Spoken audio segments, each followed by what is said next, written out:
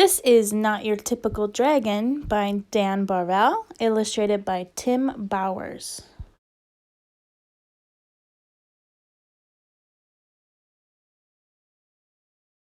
Crispin Blaze was born into a proud family of fire-breathing dragons. "Every blaze breathes fire," explained his father. "I breathe fire. Your mother breathes fire. Tomorrow, when you turn 7, you will breathe fire too."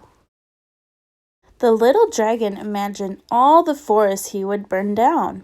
He dreamed of all the castles he would destroy. He also considered boiling water to make tea, but he didn't tell his father that. The next day, Crispin sat along with family and friends as a big cake was brought to the table. "Who will light the birthday candles?" his mother asked. "I will," declared Crispin. He could feel the tingling inside his tummy, but when he opened his mouth, fire did not come out. Whipped cream came out. "Crispin," shouted his father, "dragons breathe fire."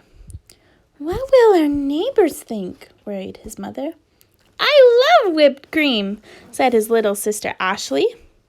The little dragon was whisked off to the doctor the very next day. "Please fix my son," demanded Crispin's father. "What seems to be the problem?" asked the doctor. Crispin opened his mouth and breathed, but fire did not come out. Band-Aids came out. "I see," said the doctor gravely. "Dragons should breathe fire," insisted Crispin's father. "We were low on Band-Aids," mumbled the nurse. The doctor sent Crispin home with medicine. He swallowed 2 teaspoons before going to school. "It will help you become a real dragon," said his father with a wink. After school, Crispin joined his first fire-breathing practice. One by one, little dragons aimed their fiery breaths at stacks of log until they burst into flames. Crispin stepped up confidently. He could feel the medicine bubbling in his belly, but when he opened his mouth, fire did not come out. Marshmallows came out. "Dragons breathe fire!" yelled the coach. "Isn't that right, class?" The other dragons didn't answer. They were too busy looking for pointy sticks for marshmallow roasting. "I guess I'm not a real dragon," Crispin thought. He worried that his family would be disappointed, so he ran away from home. The world can be a scary place for a little dragon who can't breathe fire. Crispin found a dark cave. "I'll be a fearless dragon all by myself. I won't bother anyone, and no one will bother me." An hour later, he had a visitor. "I am Sir George," squeaked a thin, shiny knight. Show yourself, dragon." Crispin shuffled out of the cave. The thin, skinny knight held up his thin, shiny sword. Do your worst, dragon." Crispin opened his mouth, but fire did not come out. Soap bubbles came out. "Don't you breathe fire, dragon?" Crispin shook his head. "I can't." Sir George moaned. "But my father insists that I fight a fire-breathing dragon. It even says here in my book that your typical dragon breathes fire." "I'm not your typical dragon," Crispin explained. Sir George sighed. "I can't go home." "Me neither," Crispin nodded. And then he had an idea. "Maybe your book could tell us what to do." Of course, Sir George searched through the pages. "It's probably just your diet." Sir George fed Crispin spicy curry, scorching chili, and blistering salsa. Crispin opened his mouth, but fire did not come out. Red party streamers came out. "At least they're the right color," said Sir George kindly. Sir George searched through the book again. "Aha! It says it's probably your attitude." Sir George showed Crispin how to look mean and angry enough to breathe fire. Crispin opened his mouth, but fire did not come out. Soft, cuddly teddy bears came out. Said Sir George. We may have taken a step backward. It's no use, Crispin sighed. I'm just not your typical dragon. But Sir George was not ready to give up. Aha! The book says you're too stressed.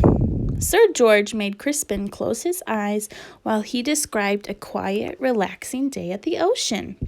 Do you feel calm? Now imagine 100 shining knights attacking you. Crispin opened his mouth, but fire did not come out. Beach balls came out. Well, that's just plain weird. Secretly, Sir George was glad that Crispin couldn't breathe fire.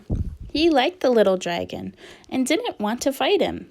Crispin liked the shining knight too, but he missed his parents.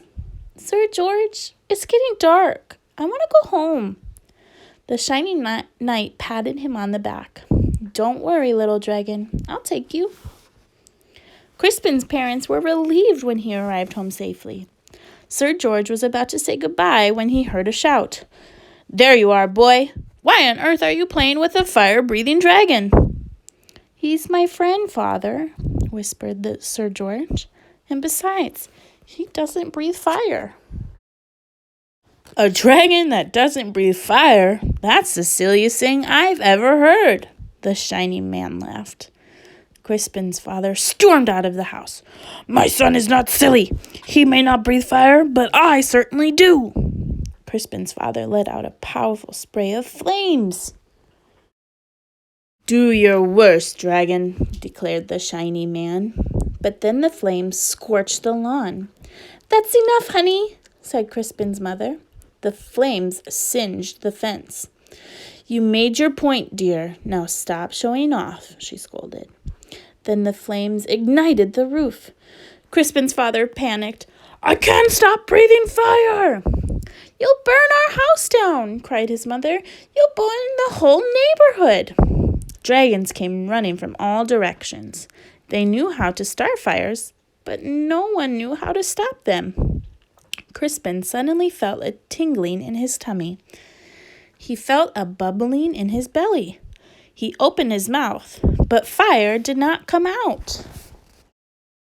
A gush of water shot out. Crispin aimed the water at his father's flames. He saved his home. He even saved the shiny man, who wasn't looking so shiny anymore. Hooray for Crispin! Everyone shouted. On Crispin's next birthday, there was a big party. Family and friends came from all over the land. Sir George and his family came too. Lots of dragons were dancing. Crispin stood with his mouth open wide. Fire still did not come out.